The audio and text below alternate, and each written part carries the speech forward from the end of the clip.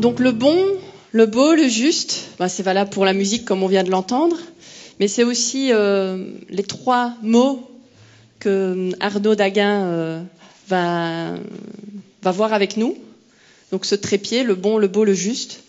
Alors Arnaud Daguin, il est tombé dans la marmite des cuisiniers quand il était petit. C'est aussi un des plus jeunes instituteurs de France. Donc à 17 ans, il avait une classe de maternelle et en plus un homme, ce qui est rare dans la fin des années 70. Il a fait aussi l'école du cirque, donc quelque part c'est un funambule aussi, Arnaud. Enfin, là, je vous donne que 3 des casquettes, ou plutôt des chapeaux d'Arnaud. Et j'invite Arnaud Daguin à venir me rejoindre pour nous parler du beau, du bon et du juste.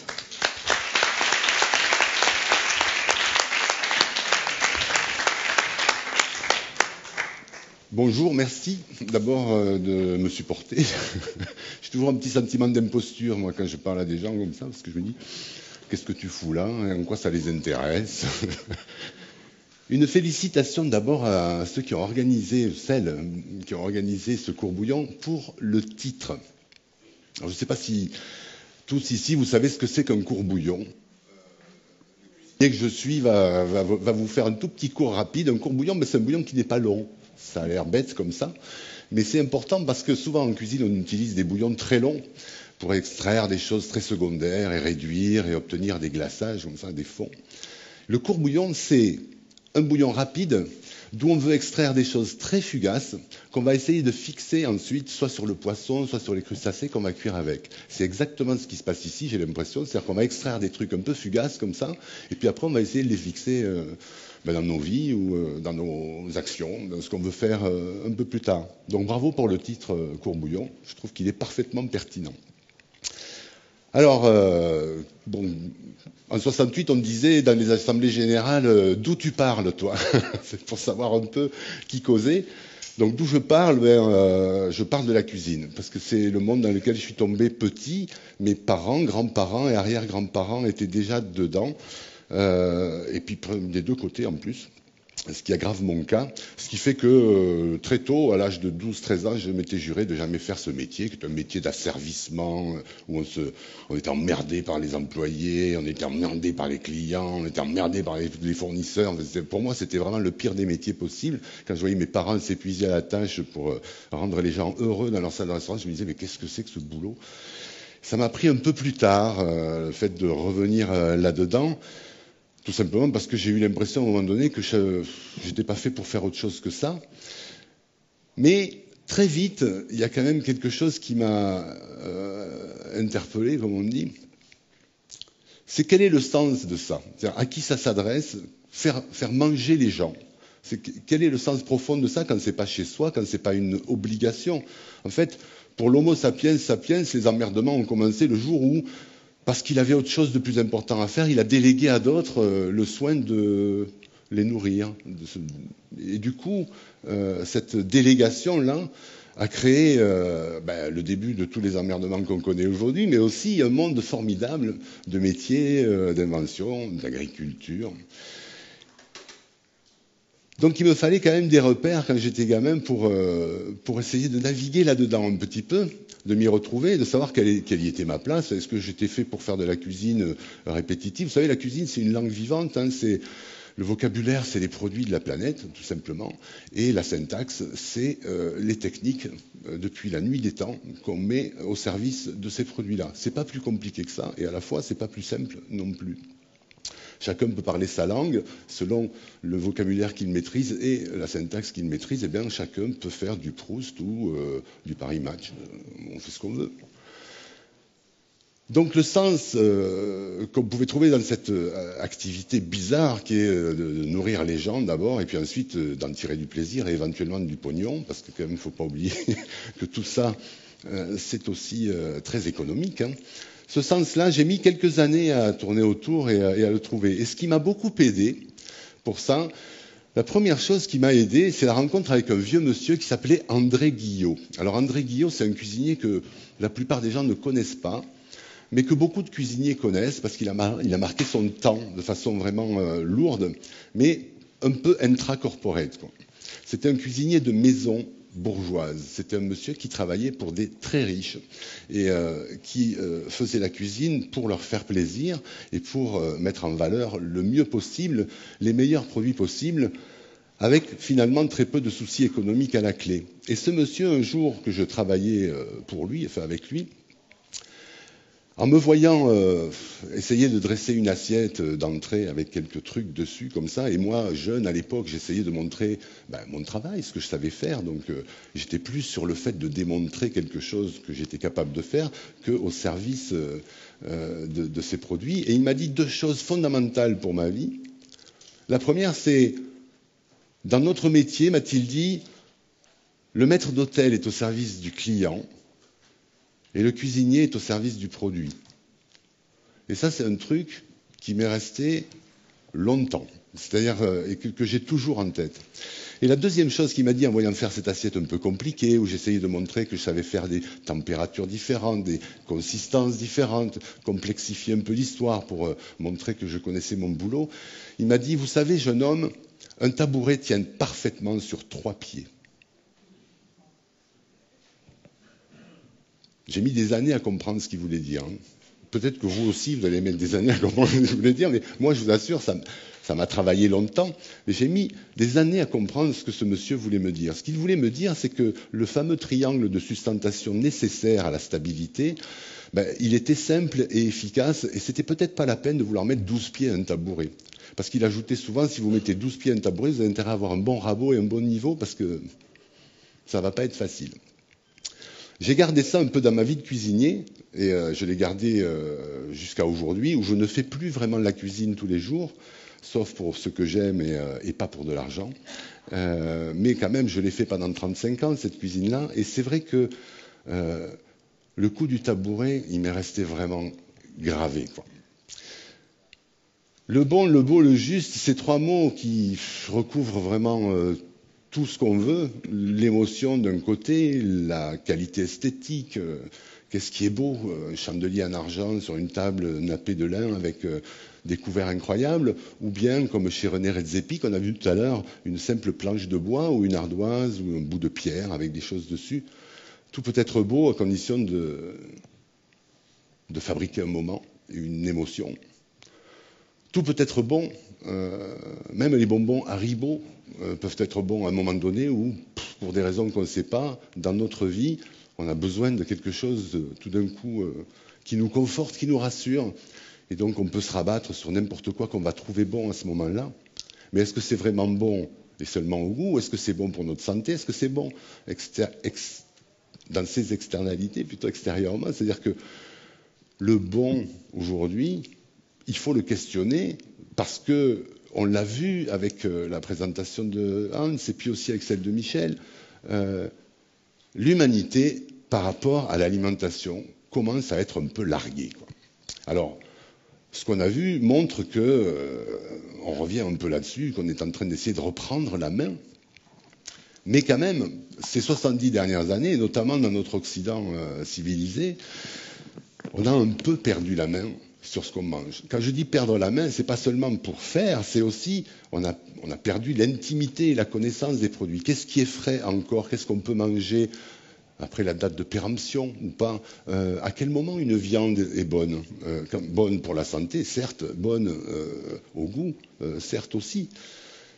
Mais avant tout ça, est-ce que cette viande-là, elle est bonne pour nous tous collectivement? C'est-à-dire que l'alimentation dans laquelle on est aujourd'hui, est-ce que majoritairement, elle est bonne pour nous tous, en ce qui concerne nos biens communs?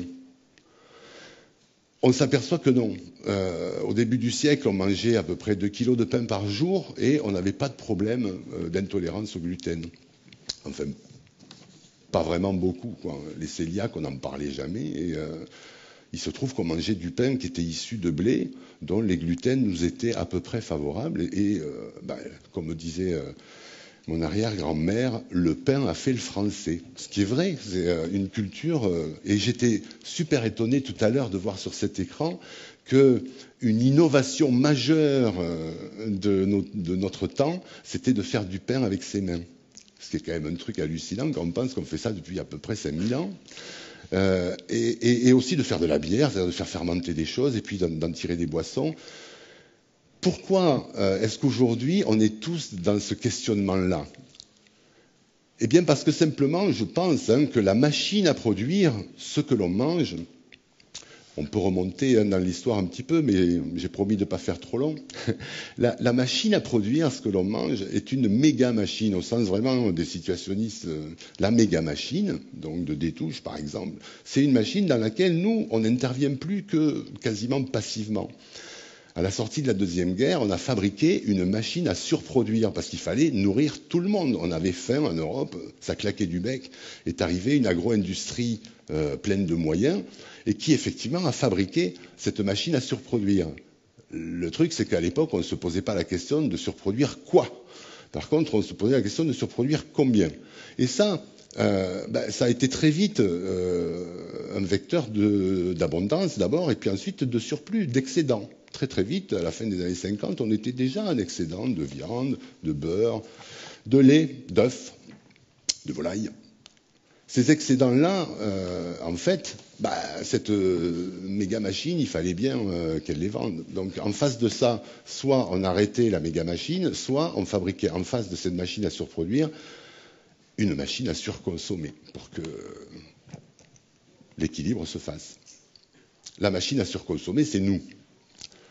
Alors, ça s'est traduit par beaucoup de choses qui sont parties dans tous les sens, mais il y en a une qui est fondamentale et sur laquelle je reviens tout le temps quand on parle d'alimentation, c'est la proportion de protéines animales dans notre assiette. C'est quelque chose de dingue. Aujourd'hui, on mange de la protéine comme jamais aucun Homo sapiens n'a mangé dans aucune civilisation, peut-être à part les Inuits qui n'ont pas...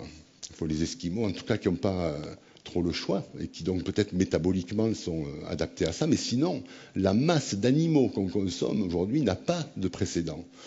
Et ce qu'on ne voit pas bien, c'est que cette proportion de protéines animales que nous consommons, elle est non seulement néfaste pour notre santé, ça on le voit assez bien aujourd'hui, hein, on sait vraiment voir les marqueurs, mais elle est aussi catastrophique pour notre environnement global, pour notre environnement à tous. C'est là que je peux poser la question de la valeur de notre alimentation. C'est quoi la valeur d'un produit aujourd'hui? Est-ce que c'est sa valeur dans le beau, dans le bon, dans le juste ou dans un peu des trois? C'est quoi une belle tomate? C'est celle qui est vraiment comme les autres et qu'on va pouvoir aligner en étant tranquille que quelle que soit celle qu'on choisit dans l'étal, ça sera de toute façon la même.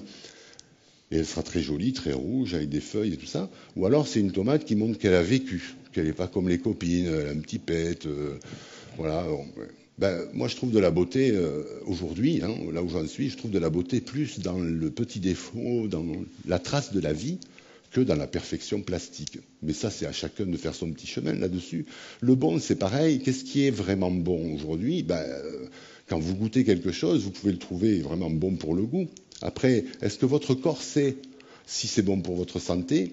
Oui, normalement, mais c'est plus si évident que ça, parce que mentalement, on a mis quand même beaucoup de boucliers, on a mis beaucoup de choses affectives, on compense énormément de trucs là-dessus, et donc notre proprioception, c'est-à-dire la façon dont on aborde l'alimentation, elle a un peu disparu par rapport à des choses qui sont moins instinctives, un peu plus cérébrales. Et puis ensuite, est-ce que c'est bon pour tout le monde?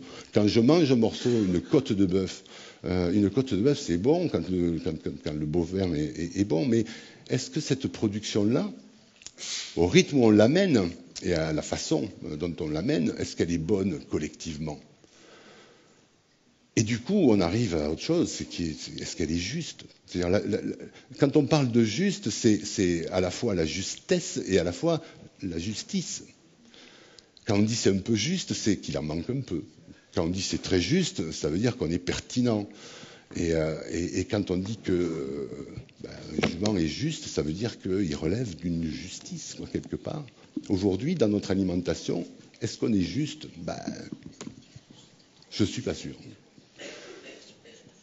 Vous voyez que quand on est cuisinier, si on commence à se poser ce genre de questions, on n'est pas sorti, comme on dit chez moi, on n'a pas le cul sorti des ronces. Ça, c'est vrai.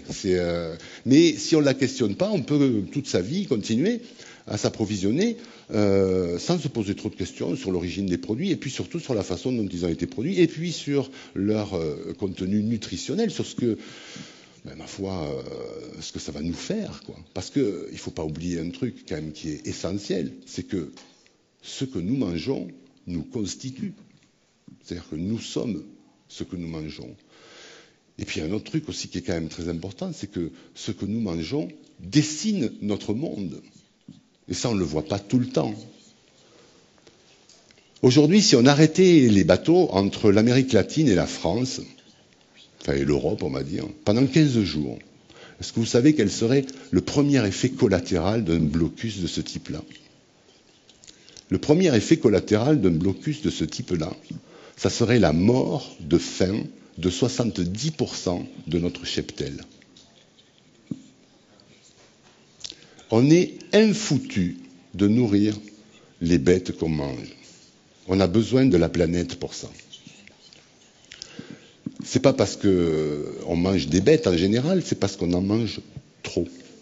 Et non seulement on en mange trop, mais en plus, la plupart ne sont pas bonnes. Et quand je dis elles ne sont pas bonnes, c'est qu'elles ne sont pas bonnes ni pour notre santé, ni pour la collectivité. Parce que le fait de les élever comme on les élève aujourd'hui nous amène dans des emmerdements sans fin. Alors, c'est vrai que quand on est cuisinier, balancer des trucs comme ça, c'est un peu alarmiste, c'est pas très sympa. Vous vous attendiez peut-être à ce que je vous parle de cassoulet, de canard, de confit, de foie gras. On peut, hein. Tout à l'heure, on va en parler. Mais quand même, c'est bien de mettre les points sur les i de temps en temps sur cette intimité avec ce qu'on mange. Ce que j'ai vu dans la présentation de Hans tout à l'heure, quand il nous montre dans cette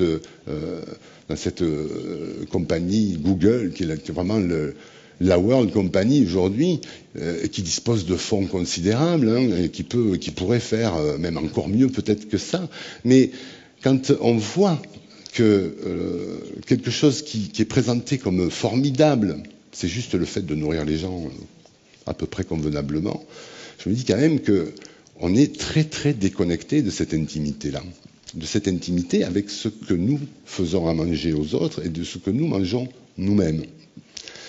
Donc le beau, le bon, le juste, ce sont des mots. La vie, c'est ce que je fais, comment je choisis, et surtout c'est comment je me mets au courant le plus possible de toutes les externalités de ce que je suis en train de faire au niveau alimentaire. Et ça, déjà pour un particulier, c'est pas facile, mais alors je peux vous dire que pour un professionnel, c'est vraiment compliqué aujourd'hui.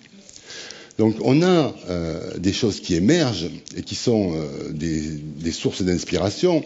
On a partout en France aujourd'hui, et on en a vu quelques-uns dans le monde aussi dans la présentation de Hans, on a des gens qui sont des résistants, qui ont compris que quelque part il fallait non seulement maîtriser, mais en plus comprendre le vivant, comprendre le végétal, comprendre la production, pour pouvoir le faire de façon saine, entre guillemets, donc de façon bonne, belle et juste, pour la collectivité, pour tout le monde. Aujourd'hui, on a deux problèmes sur cette planète. On n'en a pas 12 000, hein, on en a deux. On en a un qui est de nourrir 10 milliards d'êtres humains à terme, et le terme est proche, et on en a un autre qui est d'essayer d'inverser le changement climatique un peu en notre faveur.